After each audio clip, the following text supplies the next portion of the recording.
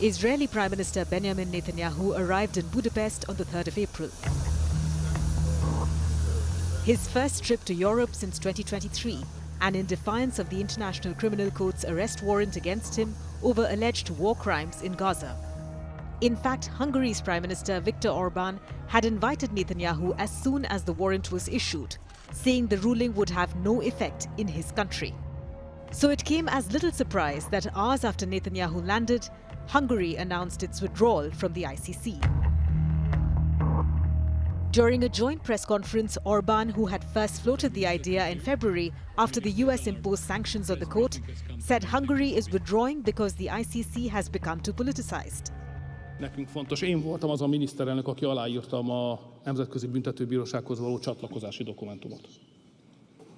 Még 2000-ben. És a napokban én voltam az, aki aláírtam az onnan való kilépésről szóló dokumentumot. Mert Magyarország úgy döntött, a magyar kormány úgy döntött, hogy kilépünk onnan. Ennek az az oka, hogy meggyőződésünké vált, hogy ez egy politikai bírósággá alakult. Tehát az elmúlt években ez most már nem egy pártatlan, nem egy jogállami bíróság, hanem egy politikai bíróság. He added the court's decision to issue a warrant against Netanyahu clearly showed the politicization.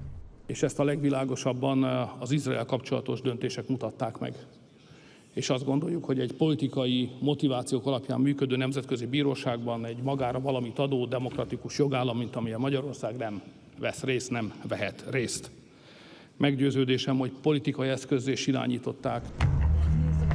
Netanyahu hailed Hungary's bold and principled decision to withdraw from the ICC. You stand with us at the EU, you stand with us at the UN, and you've just taken a bold and principled position on the ICC, and I thank you, Viktor.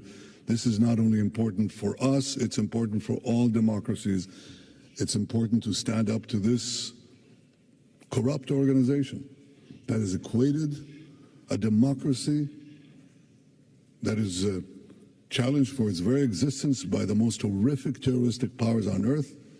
But the ICC directs its actions against us, fighting a just war with just means, and of course not against our tormentors, not really.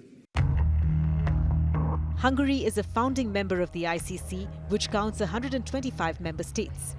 Hungary signed the Rome Statute, an international treaty that created the ICC in 1999, and ratified it 2 years later during Orban's first term in office. Now Hungary will be the first European Union nation to pull out of it. The withdrawal bill is likely to be approved by Hungary's parliament, which is dominated by Orban's Fidesz party. A state's withdrawal from the court also takes effect only 1 year after a formal letter is submitted to the United Nations Secretary General's office declaring the pullout. In 2024, ICC judges said there were reasonable grounds that Netanyahu bore criminal responsibility for alleged war crimes and crimes against humanity during the war between Israel and Hamas in Gaza. Netanyahu has condemned the ICC's decision as anti-Semitic. This is important for all of us, for all of civilization, as we fight this battle against barbarism. And you are the first, I dare to say, I don't think the last, but the first state that walks out of this corruption and this rottenness. And I think it'll be deeply appreciated not only in Israel, but in many, many countries around the world. Netanyahu's visit comes as Israel announced it was expanding its Gaza offensive and establishing a new military corridor to put pressure on Hamas as deadly Israeli strikes continued across the Palestinian territory. Hungary's withdrawal from ICC has no impact on the ongoing proceedings against Netanyahu.